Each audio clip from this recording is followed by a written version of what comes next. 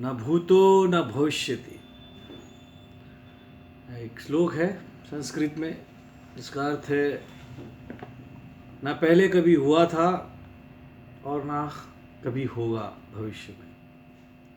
तो महाकुंभ 2025 जो प्रयागराज में हो रहा है, जहाँ पे अब तक करीब 50 करोड़ श्रद्धालुओं ने डुबकी लगा लिया है और उम्मीद है कि 23 फरवरी तक, महाशिवरात्रि तक कम से कम और 10 करोड़ लोग डुबकी लगा लेंगे और करीब 60 करोड़ का ये जो आंकड़ा है डाक जाएगा।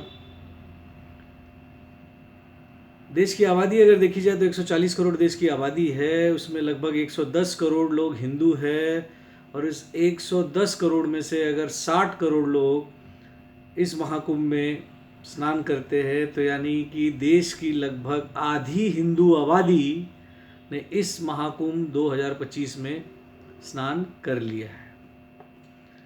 ये बहुत मानव इतिहास में ना कभी ऐसा हुआ है घटना, ना कभी ऐसा होगा कि एक लक्ष्य से, एक पर्पस से 50 करोड़ लोग एक जगह इकट्ठा हो एक कार्य के लिए, वो है स्नान करने के लिए।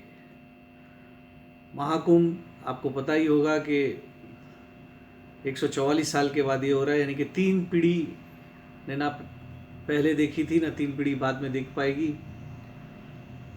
12 वर्षों का कुंभ होता है और ये 12 वर्षों का जब 12वां कुंभ होता है, यानी कि 12 गुणे 12 मल्टीप्लाई 12 यानी कि 144वां ये महाकुंभ है जो प्रयागराज में भी चल रहा है। कुछ लोगों का कहना है कि मैं ऐसा क्यों कह रहा हूँ कि ऐसा भविष्य में भी कभी नहीं होगा। क्या 144वां जब महाकुंभ होगा तो क्या इससे बड़ा, इससे भव्य, इससे दिव्य नहीं होगा? क्यों नहीं होगा? क्यों अभी अगर 50-60 करोड़ लोग आ रहे हैं तो जब उस समय तक शायद देश की आबादी 200 करोड़ के आसपास से होगी, तो क्या अभी 50 करोड़ लोग नहा रहे तो तब क्या 60 करोड़, 70 करोड़, 80 करोड़ नहीं आएंगे?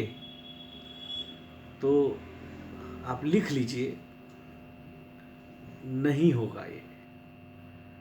क्यों? क्योंकि ये जो हिंदुत्व की लहर अभी चल रही है ये आपको 144 साल बाद नहीं दिखने वाली है। 144 साल बाद ये लहर नहीं रहेगा। 144 साल बाद ये लहर लाने वाले योगी मोदी नहीं रहेंगे।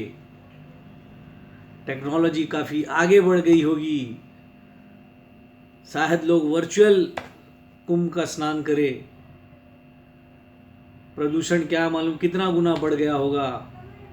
नदी में नहाना भी अलाउड होगा कि नहीं अलाउड होगा वो भी नहीं पता। अगर प्रदूषण इसी तरह अगर बढ़ते रहा तो शायद 144 साल बाद नदी में नहाना भी अलाउड ना हो, या नहाना संभव भी ना हो। अगर नहाना चाहे भी तो संभव ना हो, पानी शायद इतनी प्रदूषित हो।